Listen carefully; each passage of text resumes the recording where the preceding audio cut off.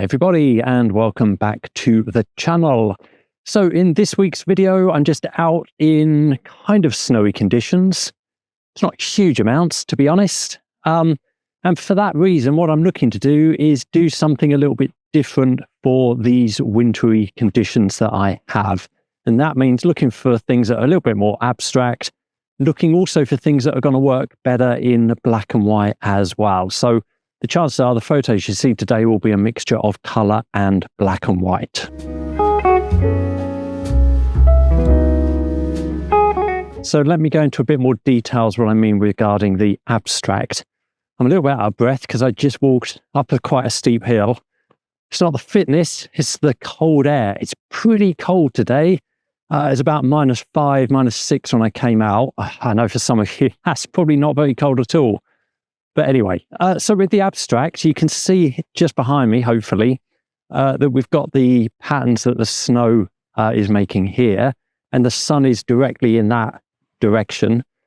And obviously, it's lighting up the snow. You've got that kind of crystal effect that you get, and that's what I'm looking to capture now. It is, I don't know, it must be 10 a.m., something like that.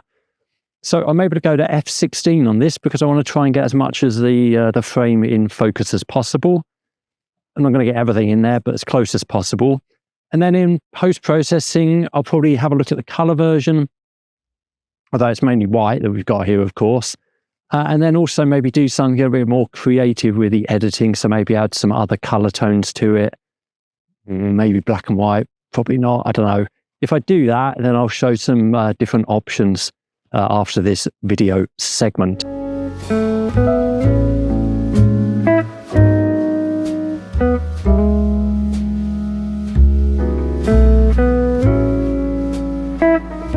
Right, I am off to do a tree portrait. I haven't phoned ahead, so I'm hoping that the tree is available spontaneously. Joking aside though, I am slightly nervous about this shot.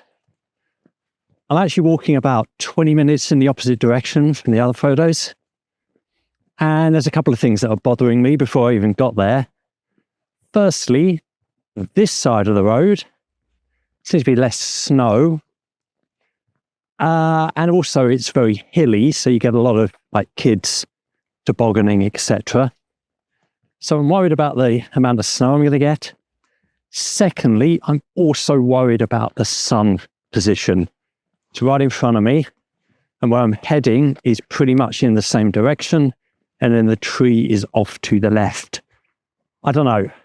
Let's catch up when I get to the tree, and let's see what I found.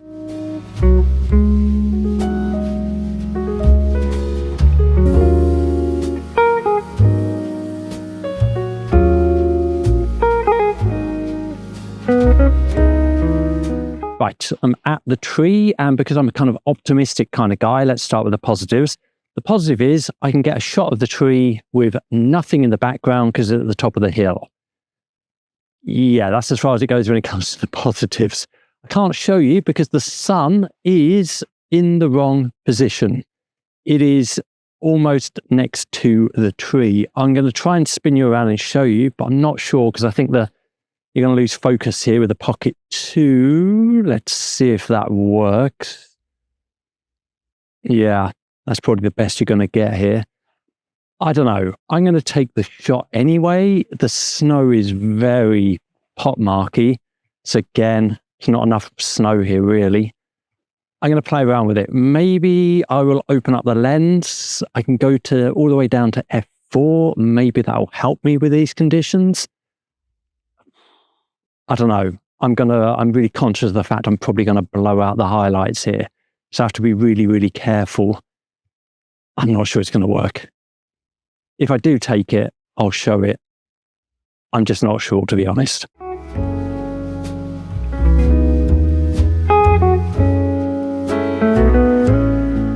However, on the way down to take a shot of that tree, I noticed some other trees with some possibilities. So I'm going to walk back up this road here.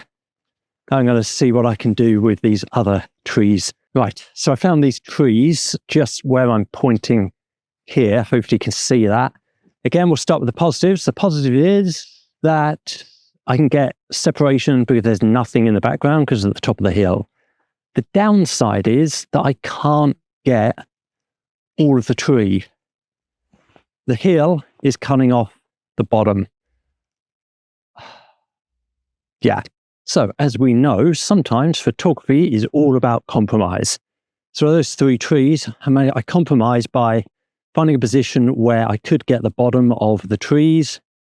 I didn't get a clean background, but I think the trees in the back are far enough away that it kind of works.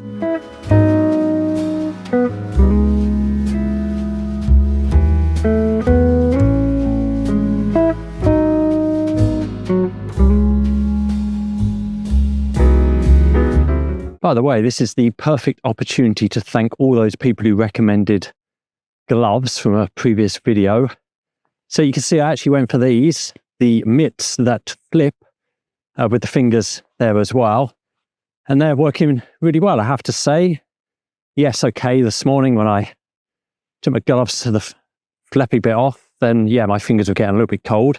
I have to say, when I put the flap back over, they work perfectly well. They're not even really photography gloves. I just found them.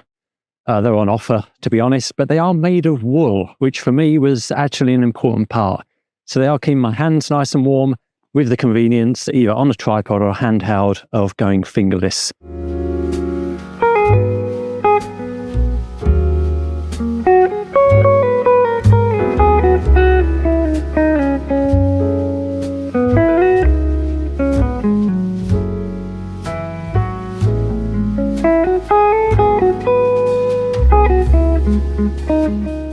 Right, so you can see I've actually come back the following day to photograph the same tree. Now, I've lost and I've gained, as always with photography, right? So I've lost a lot of light. There's a little bit of it just creeping over the horizon. But the benefit there, of course, is I don't have the harsh light that I had yesterday when I tried to take this shot.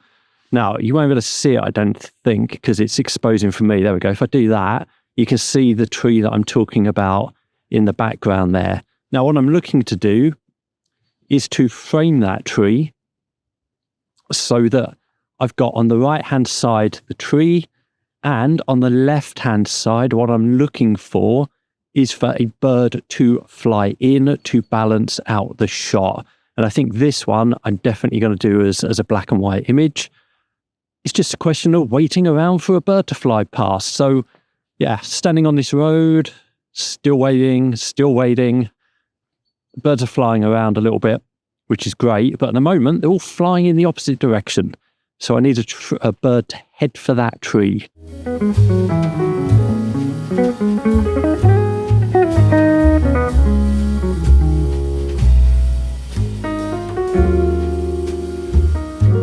So I'm actually quite excited to see what I can do with these photos from today when I get back into Lightroom and Photoshop. In fact, I think I mentioned before, when I'm doing black and white, I prefer to do it in Photoshop.